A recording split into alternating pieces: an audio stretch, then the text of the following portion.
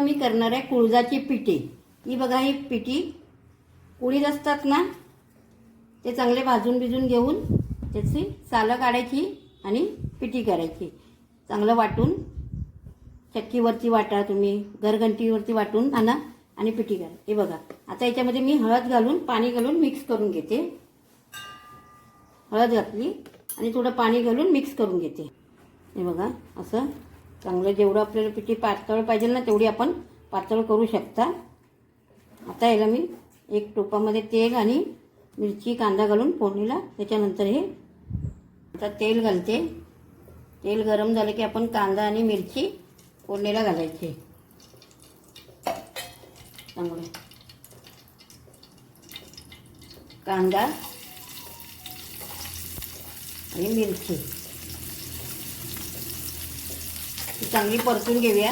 हा आपला कांदा आणि मिरची चांगली भाजलेली आहे।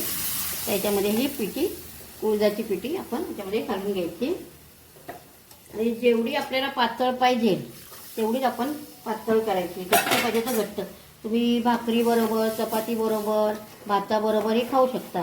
पावसात ना जास्त हे कोकणात ही पिठी बनली जाते।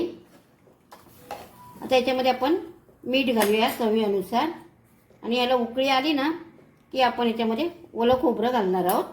आता याला चांगली उकळी येऊ दे। बघा, याला चांगली ढवळत राहायची, नाहीतर त्याची गट्टे बनतील।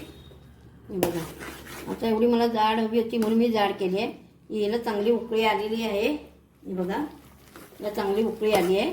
आता ही गॅस आपण थोडी बारीक लहान करा, स्लो। हे बघा, गॅस स्लो केली। जशी मला पिठी पाहिजे तशी मी पिठी केली। आता याच्यामध्ये मी ओलं खोबरं घालते।